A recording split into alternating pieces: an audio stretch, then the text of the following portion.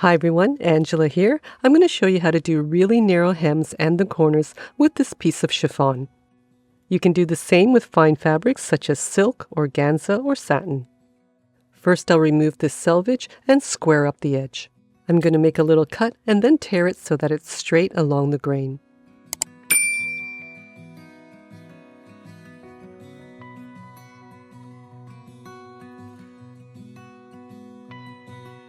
For the hem allowance, you need 1/4 inch, but I'm also going to add an extra 1 inch to it so that it's easier to trim.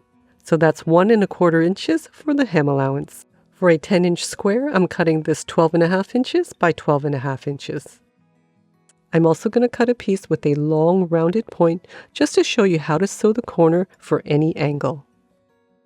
I'm using the Juki TL-2010Q sewing machine. The link for this and the tools I use are down in the description below.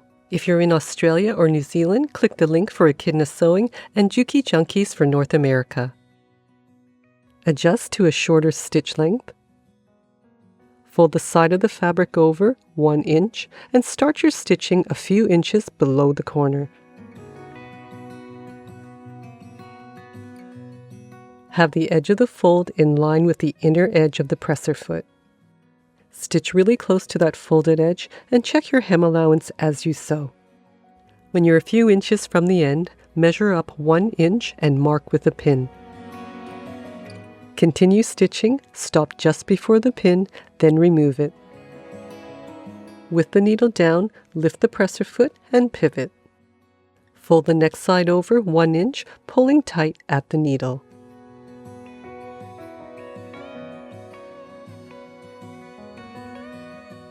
Pull out the corner of the fabric so that you have something to hang on to and continue stitching. Repeat for all the sides and corners. The stitching should look like this, really close to the edge and a neat little corner.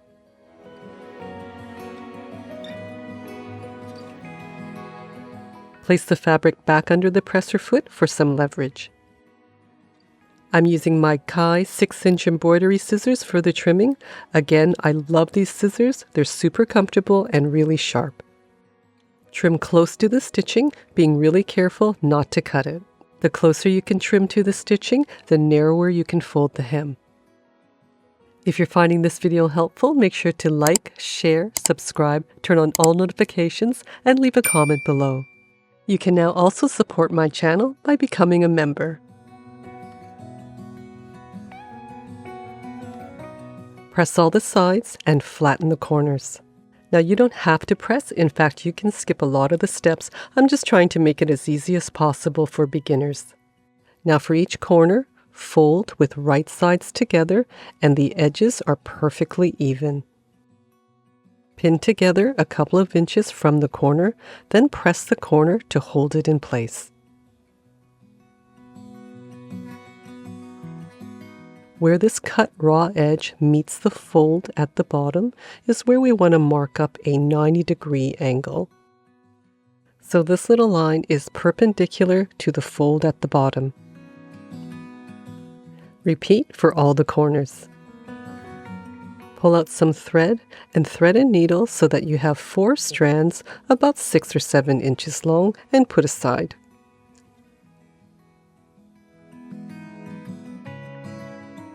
Get a hold of your top and bobbin thread. Place a corner under the foot. Lower the needle down on the line just past the edges. Hold on to the threads and stitch forward to the fold. Reverse back over the edges and stitch forward again. Trim the threads, remove the pin, and then trim the corner close to the stitching. If you find you have a hard time reversing on that small amount of fabric, try pivoting the fabric instead.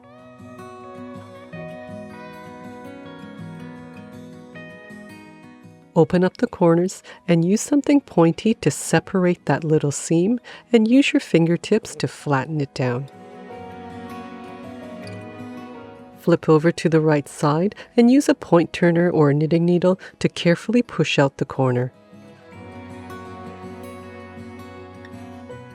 Pin down the corner, then fold and press the sides so that it's narrow and even. Also flatten down the corners.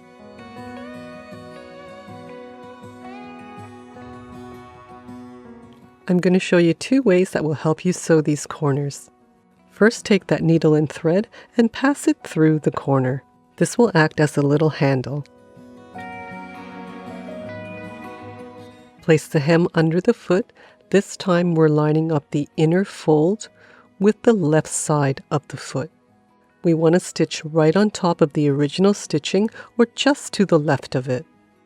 Lower the needle and hang on to the ends of the threads before you start stitching. Sew 1 or 2 back stitches and continue stitching until you get to the seam of the mitered corner. With the needle down, lift your foot and pivot. Use the threads to gently pull the fabric from behind while sewing. This will help keep the fabric from getting all bunched up in the corner. Tuck in any of the frayed bits of fabric into the hem while you're sewing. Remove the needle and thread and use it for the next corner. For the next method, use something pointy to hold onto the corner, keeping it straight. Stitch to the corner seam and pivot.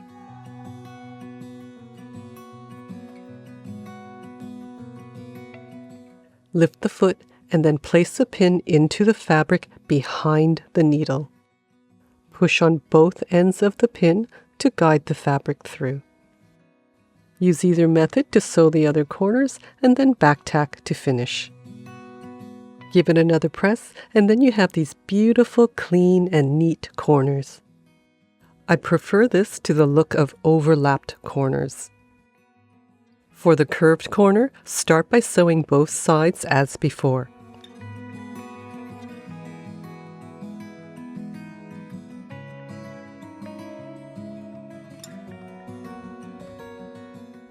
Trim away the fabric and press flat. Turn and press as narrow as possible at the corner. Right on each edge, mark exactly where the 2 folds meet. Turn over and mark exactly where the point is.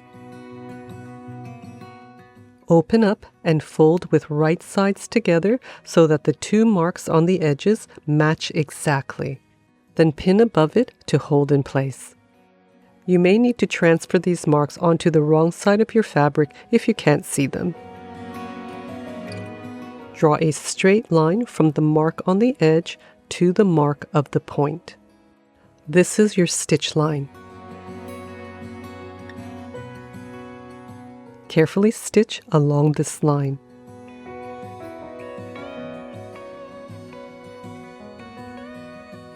Trim beside the line and then on an angle at the point.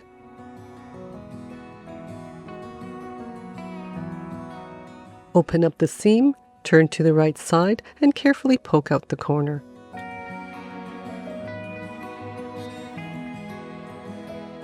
Stitch using the same methods, pivoting on that corner seam.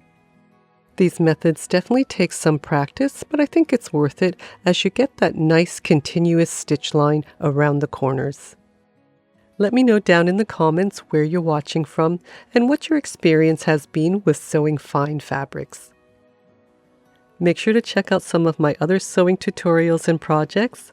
Thanks again for watching. Until next time, take care and happy sewing.